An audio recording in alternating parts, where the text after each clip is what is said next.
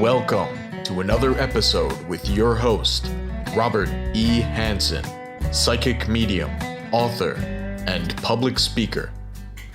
Hi, welcome back. I'd like to share a story with you today called The Signature. Not too long ago, I had a middle-aged couple come to see me. It was a husband and wife. For her, it was the second marriage, and for him also, it was the second marriage. And they seemed very whole, very complete. They genuinely looked like they were really in love with each other, and they behaved and acted almost like one unit. It was really quite beautiful. And they both expected readings to come to both of them a kind of equal amounts in the time that we had. And I explained to my guests all the time that I cannot control where the energy goes. The energy did come really strongly, but to the woman primarily alone. The husband did receive a little bit, but it really shifted towards the wife. And the movement came from a female that had crossed over. As it turned out, her mom had passed away, and not too long ago, about 3 years back. And her mom sadly had a initially undiagnosed form of cancer.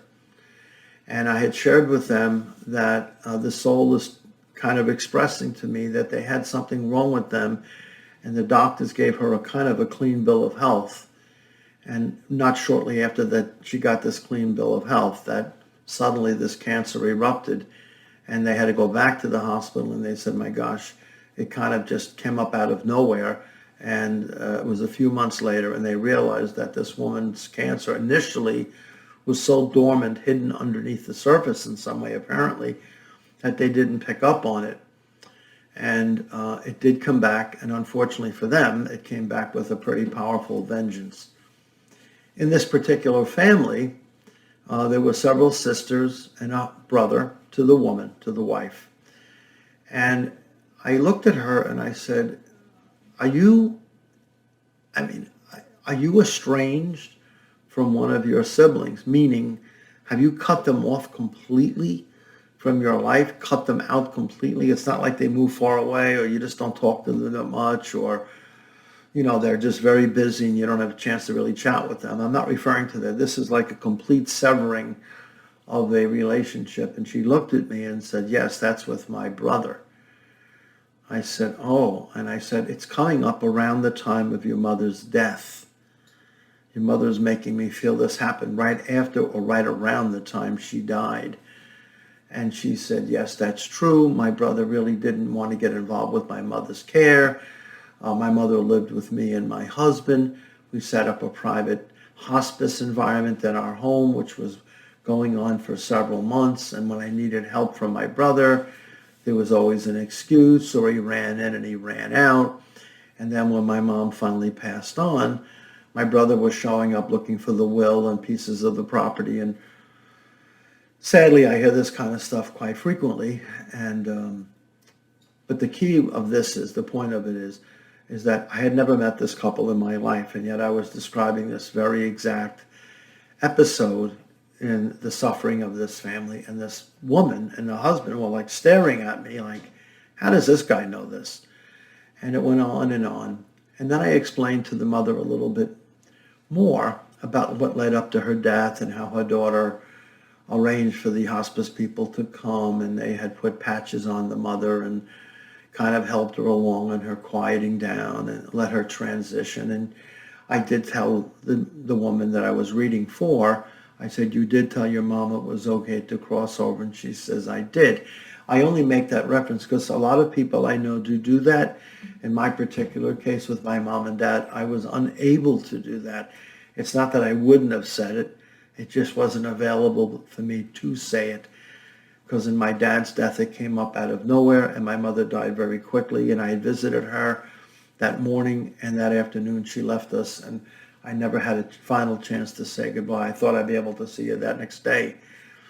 And unfortunately, it didn't work out that way. But in the work I do, I know that she just didn't want to cross in front of me and some of the other family members. That I know. But getting back to the woman, so her mother does cross over, and I'm sharing a lot of very personal details about Frank Sinatra and how her mother and not her mom, but her grandmother had met Frank Sinatra, actually met him somewhere in New Jersey or grew up in the neighborhood, and they were staring at me, oh my God, this is crazy that you would know that and this and that. The point is that we're getting to the end of the session. And, I tell people that it's, in my opinion, it's not that uncommon, especially for women, that they may have love letters from their spouse, they may have birthday cards from their kids, they may have Mother's Day cards from their kids, and they may read them from time to time. They may have them in a shoebox in the closet, or they're in the sock drawer underneath the t-shirts or something, and you keep them so you can look at them every once in a while. I know I have a few. I haven't looked at them in a long time. The only ones I really have looked at are some Christmas cards and birthday cards for my grandkids who are little, 3 years old, 4 years old. They're done like in crayon, They're cute.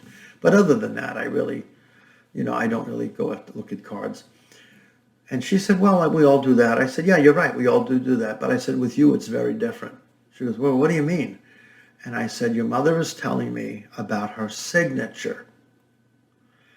Well, her head snapped to the left and looked directly at her husband. Her husband's head snapped back and looked directly at her.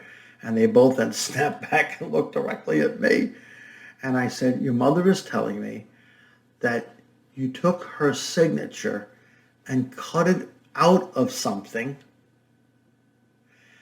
and put it onto something else that you have with you. Well, that was it. This woman reached down and picked up her MasterCard out of her purse. Now, I don't know how many of you know MasterCards, but they don't normally have signatures on them. They may have some beautiful little eloquent piece of poetry or a little prayer. It may mention the name. They even on some front cards, they may even have the face of the person. But I've never seen one where the signature is actually written into the card. And it wasn't written into this card either. So I was kind of like a little curious, and she said, you have to look at this. And she took out the MasterCard, and it had, I don't know, a dove on the front or something like that. And when she flipped it around, she had cut out her mother's signature from some document someplace in the house, somewhere. She took a razor blade, kind of like an X-Acto blade, cut it out, and had placed her signature on the back of the MasterCard and taped it there with clear gloss tape. So when she looked at the mother's card, she could always flip it over and say, well, that's how my mom used to write. It makes me feel so good to see my mother's handwriting. And I just sat back, and they looked at me, and I looked at them, and I said, do you understand the power that your mother has here, the grace that is being given to you? This is a love letter from her to you. And for you to have that in your handbag, and for me never to have met you guys, and to give you that, to allow your mother to move through me and present that to you, her daughter, her love letter to you, is just unbelievable. And it proves to everyone, and I hope you're listening, that even after physical death, they know exactly what you're doing. They are with you always, and they only come to offer you peace and love. And that is why I do the work, and that is why I wanted to share this story with you guys. So I wish you peace today, and my prayers to all of you who are dealing with loss. Thank you for joining me.